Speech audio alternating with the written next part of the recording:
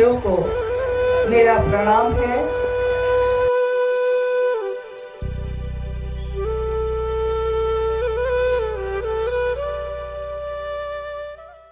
मैं अगर आपसे ये कहूं कि सब कोई चुप हो जाइए तो आप शायद आपका मुख शांत हो जाए और चारों तरफ शांति छा जाए, परंतु शिव शिष्यता मन की शांति का विषय है।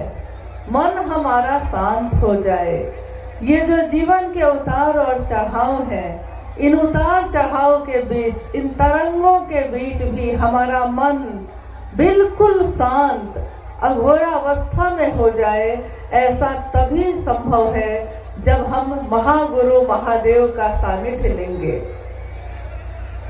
अध्यात्म के इस धरती पे, इस संक्रांति काल में याद रखिएगा कि जब जब धरती पे अनाचार बढ़ा, जब जब रूढ़िवादिता बढ़ी, जब जब संकीर्णता बढ़ी और जब इन सभी के पास से सब लोग, मानव जाति बंधते चले गए, तब किसी ऐसे व्यक्ति का जन्म इस धराधाम पे हुआ है जिसने एक ऊर्जा का प्रस्फुटीकरण किया है और उसके प्रस्फुटीकरण के कारण चारों तरफ की सारी रूढ़िवादिता, सारी संकीर्णता सब तिरोहित होते चले जाते हैं।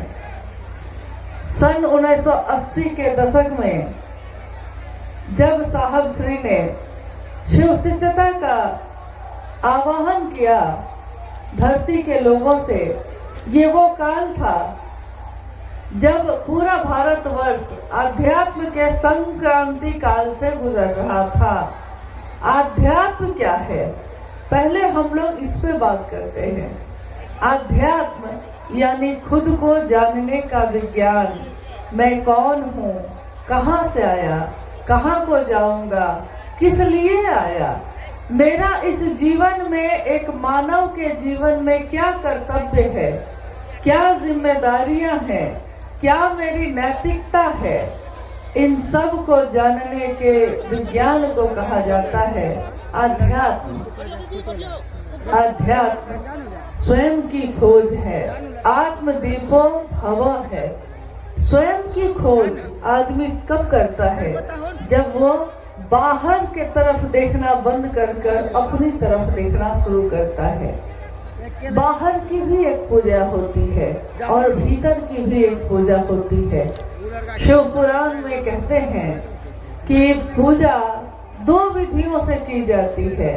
एक वैसे जैसे मंदिरों में होता है, अभ्यंतर भी एक पूजा होती है, बाह्य भी एक पूजा होती है। तो बाह्य पूजा में चीजें दिखाई देती हैं, कोई भगवान की मूर्ति है, तस्वीर है, शिवलिंग है, जल है, जलार्पण करने की सामग्रियां हैं, फल है, फूल है, प्रसाद है, सिंदूर है, धागा है, बहुत सारी चीजें हैं, कर्म कांड है।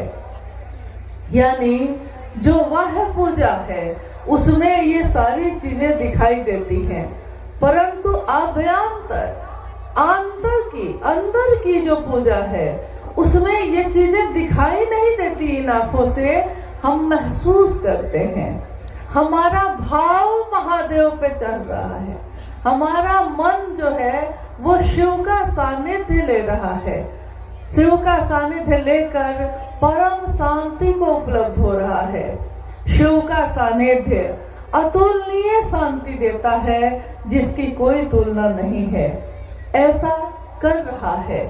और शिव की शिष्यता ये आभ्यंतर ही पूजा है, पूजा का हाईटेक स्वरूप है जिसमें हम चाहते हुए कुछ नहीं दिखते, परंतु हमारा मन, हमारा जीवन शिवमय है, शांत है, स्थिर है। कहते हैं कि जब अध्यात्म की खोज के लिए हम चलते हैं तो एक सही गुरु का सानिध्य, एक सही गुरु का मार्गदर्शन हमको मिलना चाहिए।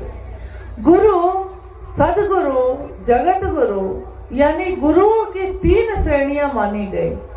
गुरु अपनी वाणी से, अपने शब्द से, अपने स्पर्श से अपने पास बैठाकर शिष्य के मन में शिव का आवेश पैदा करते हैं।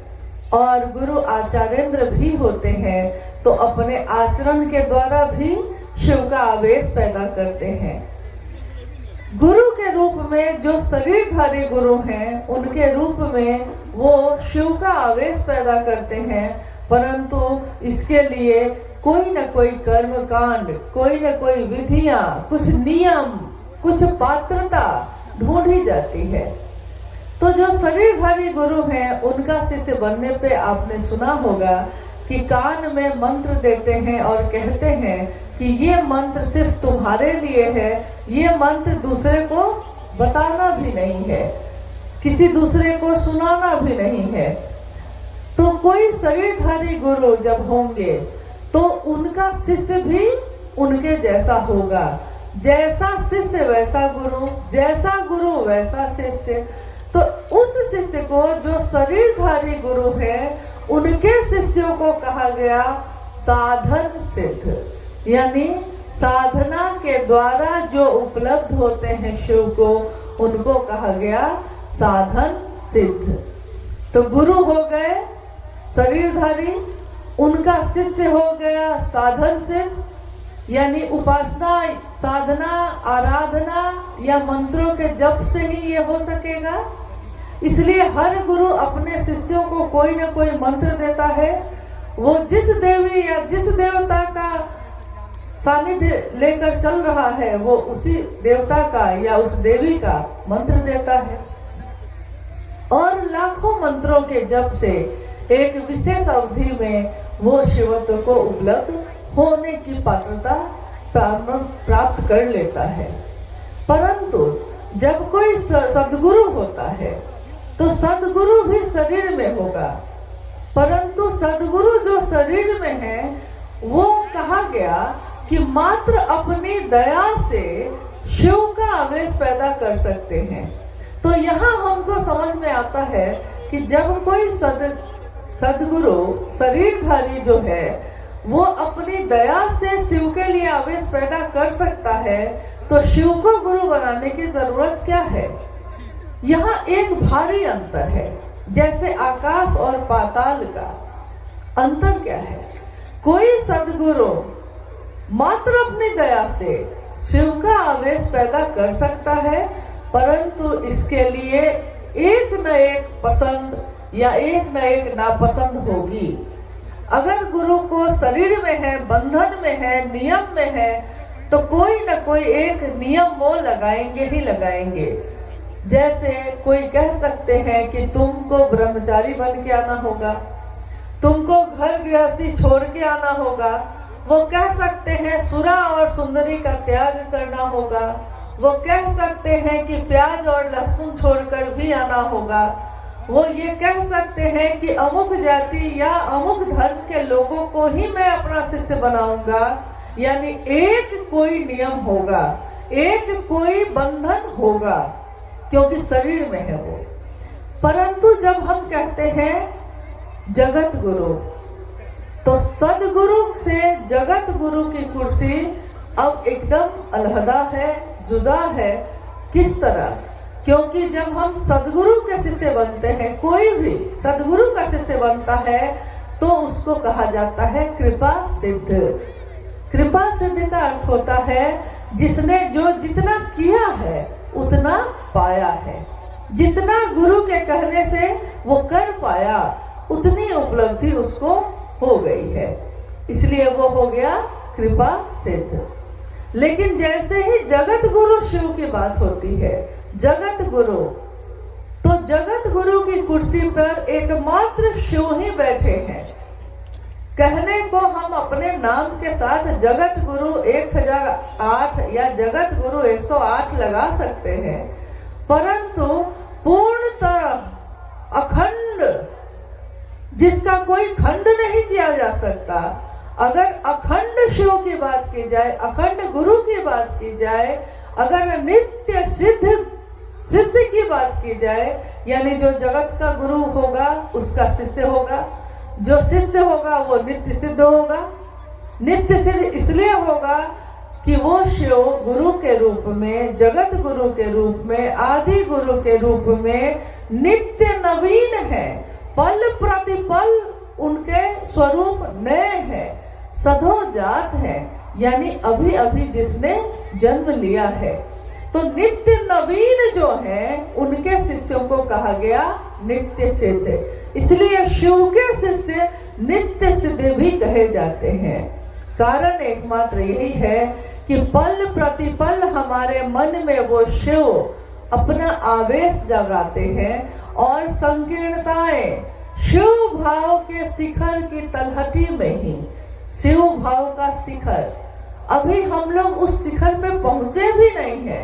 अभी हम लोगों ने बस विचार किया है, अभी हम लोगों ने बस सोचा है कि शिव मेरे गुरु हैं, मैं शिव का शिष्य हूँ, मुझ शिष्य पर दया कर दीजिए, शिव से हम दया मांग रहे हैं। अभी हमने सोचा है, शुरुआत की है, परंतु हमारी ये शुरुआत ही शिव भाव के शिखर की तलहटी में ही, जैसे अभी वहाँ बहुत सारे लोग ऊंचाई पे खड़े हैं और अभी हम बहुत नीचे ही हैं, अभी ऊंचे पे गए नहीं हैं, नीचे ही हैं। तभी हमारा मन समस्त संकीर्णताओं को तिरोहित करने लगता है। जिस तरह आप देखते होंगे कि पूजा के सामग्री में कपूर एक वस्तु होती है। कपूर को अगर आप कहीं रख दीजिए और छोड़ दीजिए तो धीरे धीरे वो कपूर खुद ही घुल के हवा में मिल जाता है। क्या ऐसा देखा है? ऐसा हुआ है कभी? कपूर खुद ही हवा में घुल जाता है, मिल जाता है। कपूर था परंतु वो तिरोहित हो गया, घुल गया, मिल गया। अपने जो ठोस उसकी वस्तु जो दिखाई दे रही थी वो अब सूक्ष्म हो गई है। जो स्थूल था वो सूक्ष्म हो गया, तिरोहित हो गया। उसी तरह शिव भाव के शिखर की तलहटी में ही हमारे आपके मन की समस्त संकीर्णताएं तिरोहित होती चली जाती हैं।